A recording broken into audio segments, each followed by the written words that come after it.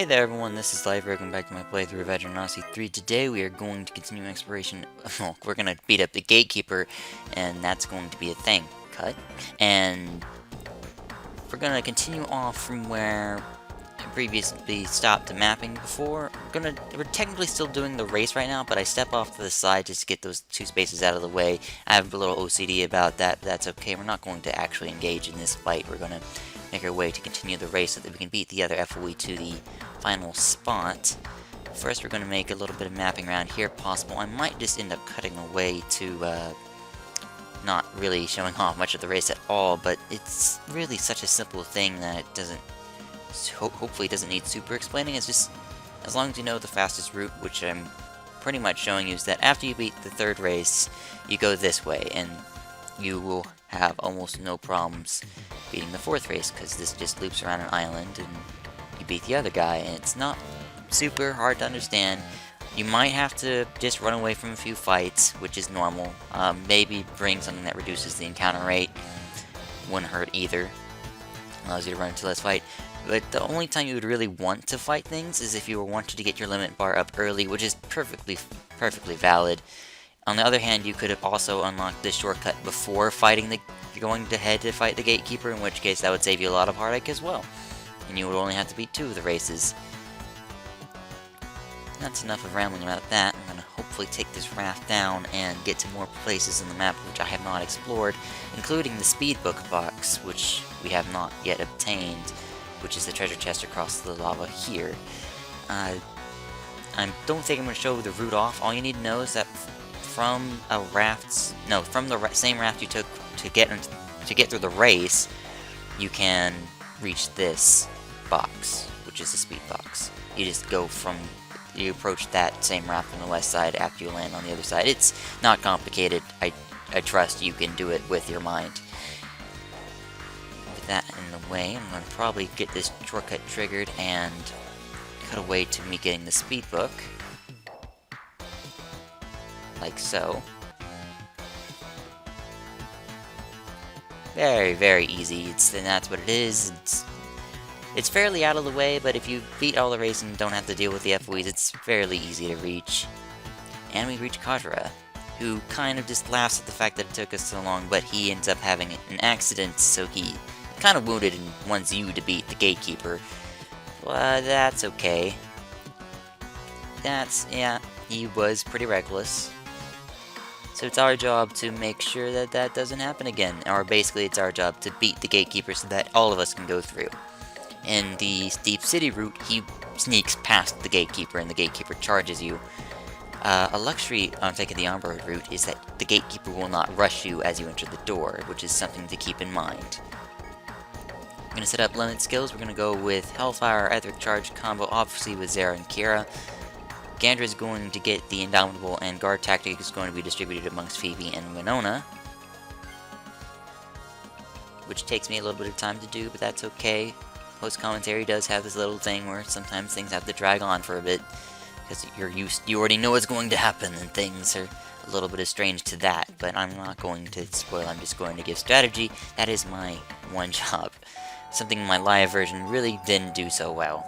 Immediately on entering the room, we spot the colossal steel-clad, defeat the Gatekeeper, whose name we've heard many times thus far. Yes. We battle the Fiend, and for the sake, it's not really a Fiend, it's a machine, but, you know, who's counting? I'm going to map his room for a bit. If you were playing with the Deep City, he would have charged you, and you would have absolutely no opportunity to do anything. Which is fine, and that's how Kadra sneaks past, is that you fight the Gatekeeper, he's distracted, and Kadra sneaks past. That's not hard to understand. I look through, I realize I don't have any normal Amritas. We're just going to use the Amrita 2 during this fight, meet the Gatekeeper. He is a boss. He has one attack in his unified form and many attacks in his non-unified form. For his first thing we want to do is that we want to set up Guard Protect, and we're going to rely on Guard Protect a lot during this fight, because it's our main form of staying alive. Now, Kira's Protect Order doesn't cost so much because I haven't been leveling it up, and it heals just enough to be useful during the fight. On the other hand, Gandra's Guard Tactic is kind of lowish level, so people might die if I still die if I don't guard. Hint, hint, wink, wink, that happens. But, not something I'm going to super worry about right now. We're going to send Guard Protect to the back while Zera creates a clone of herself. I do believe having both the Zera clones attacking is a good idea. Winona is going to be a deadweight in this fight. Phoebe is deadweight in this fight. Really, they're both really deadweight characters during boss fights, and it's not something I super favor, if I'm perfectly honest. Especially with... I have the feeling Phoebe becomes better later, but she's so behind the curve now that she doesn't seem to be worth keeping, and Winona is just, like, it's Vincent incarnate. She doesn't really do anything until later anyway. And I would much rather have Vincent for the higher experience gain at this point. But I'm gonna live with what I got. Kira died to the Soha stance giant laser attack, and that's just no good. If you don't, like, guard order plus defend that turn, people are just going to die, even if they're like level 40. It's really rough. That, and we're not using optimal equipment, so it's kind of expected that people die, and that's the thing that happens. Now, Gandra and Kira are now out of sync, and have to use the orders at different rows at different times. Actually kind of makes it easier to keep track of which goes where. Winona is going to be deadweight during the fight, as I said. She's just mostly going to poke her small stick at this giant beast for most of the fight. It makes me feel kind of bad for bringing her in. But then again, Lara and Mina aren't exactly built up, and I don't want to use them during the main game portion of this series, because I wanted to try out new things. And so far, Fist Monk and Wildling have not exactly been of my best interest. That's just personally me. We're gonna spam Darkness Fist against him while he's in 2 forms, because it does a decent amount of spread damage, but you can't inflict curse on the Gatekeeper. The Gatekeeper is essentially immune to anything except paralysis, and he doesn't get inflicted by paralysis that often. Moreover on that, it's like status conditions on bosses in general are kind of weird. Most bosses don't have, are resistant to most status ailments as is, and maybe only weak to 1 or 2. It's just, it's strange.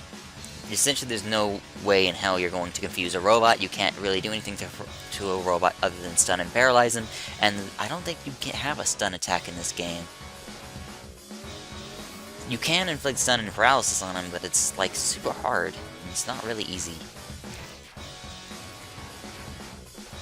The fight continues on. It's just kind of a lengthy fight. I think it takes me, like, 21 turns to kill this guy.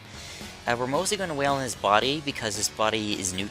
The way his defenses work is that when he's unified, he's weak to everything, and when he's split into 2 parts, the parts resist attacks, and are neutral to the other kind of attack. So, the head resists magical attacks, but doesn't like physical attacks, and the body resists physical attacks, but doesn't like magic attacks. I'm going to take advantage of the body because Zera is the main damage dealer in this fight. Usually if I had Mina or Lara, I would be more concerned about hitting both of them. But because my main source of damage is in fact limited to Zera, we're just going to have to wail on the body. And it's really such a shame that this team doesn't have physical opportunity until I introduce this Shogun. It's just kind of sad that Phoebe is rather bad at being a physical attacking character. I'm sure if I had used Kyokoken or whatever her other physical attacks are, maybe it would end up being better, but it's just still not something that's extremely appealing. That, and I haven't been updating her with weapons and stuff, and it's really just not going as planned, which is just, it's something I'm living with, really. Phoebe's okay during the normals. It's just Phoebe's kind of a poor performing character. Amina, Lara, Mina all performed a little bit better, I think, over what Phoebe's doing, and I would have preferred that I had one of them ready for this fight instead, but it's not something I'm going to dwell on for too long. I did make it through this fight with Phoebe, so I'm not going to complain too hard. I hope you guys do realize that Phoebe and Winona probably are going to rotate out once we start building the team again next episode, and that's just how it is. I need to see what that attack is. It's like Techi Sanso or something like that. It's a really weird attack name. It's just a huge hitter attack. You need to be defending with your team in order to tank it. I had guard tactic guard order up, so really I was at little risk of dying. I do recommend having defensive type abilities for this fight, otherwise things do go badly very, very fast. His big hitter attack is an almighty damage attack, which means there is absolutely no way to absorb or deflect it. you can counterattack it, but it's because it's considered magic, but you can't absorb or can't really tank the damage very well. Guard tactic and guard order will resist the damage a bit, but there isn't anything a hoplite can do to stop it other than bodyguard to maybe protect somebody else. Fight continues. I think I've launched the Electric Charge Hellfire combo? No? I don't launch it. Oh, I don't launch it this turn because he's going to separate this turn and I completely forgot about it. I'm going to skip this next cycle right here because really these guys can't kill me and it takes a few turns and it's just save a little bit of time in my voice. So I've skipped to his focus turn, which is about a few turns later. And we're going to inflict the Hellfire Electric Charge combo on his charge turn. I think it's a Sahala stance, and I really need to pay attention to his attack name because it's just really weird. Then again, it's a metal robot with horns and... Okay, so Suha stance, along with the Hellfire Electric Charge combo to deal a massive 2700-ish damage. Like, really Hellfire Electric Charge combo, must you really. And his big attack, which we are going to mostly defend for, yes, I am checking my stances on the guard protect ordering that I've been spamming the entire battle, and it's really, it's not a problem. So I defend with everybody, except for the Hellfire. No, I did. Oh, I already launched the Hellfire. Chechi Soho Sao. Interesting attack. I'd have absolutely no idea if I named it right, but really, an almighty attack like that just does a lot of damage. And if you can survive his big attack, you really have no problem. The only problem you are ever going to have is making sure you have enough TP to make it through this fight. Without Hellfire Electric Charge combo, you are going to need at least 5 Amritas, 4 Amritas with this kind of team. And maybe more competent team members rather than, say, Phoebe or Winona would help immensely. Kira and Gandra's main job is to make sure that we are indestructible. So really I should be using better offensively capable characters over Phoebe and Winona, which is probably going to happen once we start tracking into the first stratum. Disperse into heads. Now I've gotten them low enough on health that I can defeat their individual body parts.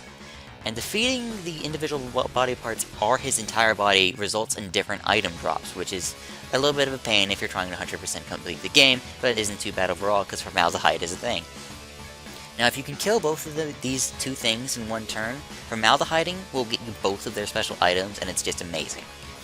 But we're just going to get their normal items by having the head knocked out first. Even though our physical attacks are weak, we can still use them. They're still completely functional, just not very strong. So we're going to knock out the head, and then we're going to use the Zeras in order to knock out the body, which is also going to happen because Zera is fairly powerful, and that's fairly possible. You get the clay horn and clay plating for beating this guy. This guy is apparently made of clay or something. Apparently that's why he's a fiend and not a robot. I don't know. You can't explain this guy. Get the Keeper head out of the way. We're going to spam attacks and magic against the Keeper body, make sure he dies. He's on a slither of health. He's going to activate an attack called Malfunction, which basically says he's going to self-destruct in 3 turns. Both the head and the body do this, and really, if they self-destruct, it does a lot of damage, and you don't want to be around. I think the self-destruct is just as strong, if not stronger, than his stance attack. But it takes longer to charge. So you have a few turns to knock out the body after you knock out the head, or vice versa, so make sure you're not trying to kill one exclusively. Or rather, wait until they unify, because when he unifies the health of the two, and when he splits, they are evenly distributed, so it's your choice on how to really do it. It's not really hard to understand how he divides and combines his HP, but it's something you need to be wary of that makes getting rid of the body parts easier. I don't remember his conditional drops offhand, but these are really decent items, and we can continue on. I think real life, or live recording, can take it from here. I'm going to see you guys later. Your mission is success. You can pause, wondering whether to report to the Synodus or press on. You can press on for a bit, I'm pretty sure. I don't really fancy the idea of coming back down here again manually by walking. But, you know. Maybe you don't. Alright, so this is clearly just a long-ass wall with exit and exit here. That was like a it's like a 18-minute fight or 15-minute fight or some odd thing. So if there was a cut in there, it's probably because nothing interesting was happening. Or maybe there's probably gonna... Maybe I'm gonna insert a fast forward, but I don't know. That fight was kinda long.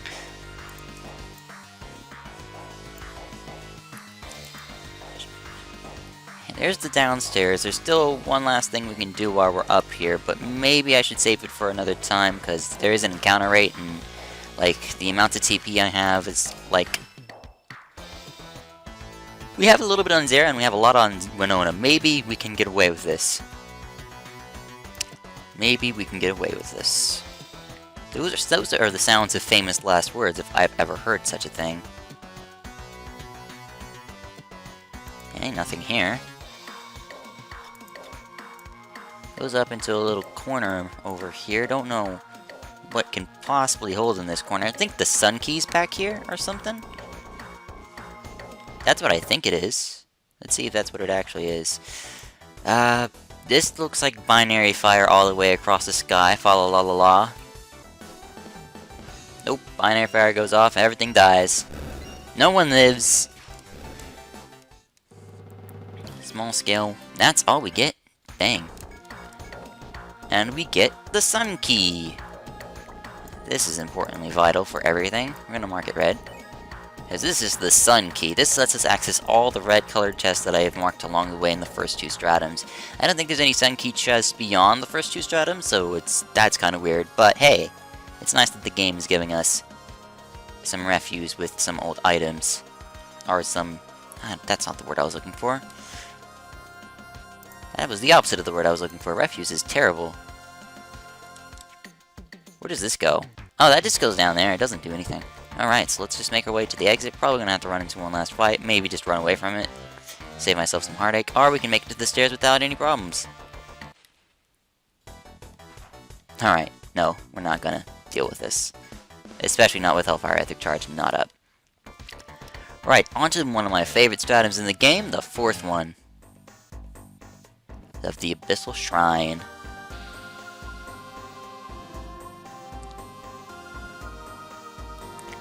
Oh, I love the fourth stratum. I love its theme above almost all other Etrian Odyssey themes. It's just so good. It gives off the vibe of where it is perfectly. I love this stratum. Love, love, love this stratum. You can expect me to make a lot... make episodes more consistently while I'm past the third stratum. I really think the third stratum is really just a burner for me. I don't know. Reminds me of too many things. Let's quickly make our way to the Geomagnetic Field, listen to the song for a little bit. I just love this song too much, man. I mean, we're gonna hear it plenty anyway, so I'm not actually going to sit here and listen to it like I did the song in the Etrian Odyssey 2 and maybe a song earlier in the series, but I'm gonna go straight to Armor from here. Everyone's worn out. We can press in turn on the quest, but I really want to give the introduction to Shoguns in the fourth stratum in their own episode and keep this just for the Gatekeeper. So hey there everyone, this has been Liferick. As always, I thank you for watching. Next time I'm going to introduce you to the Shogun class and get maybe started on the fourth stratum. I'm going to see you guys then.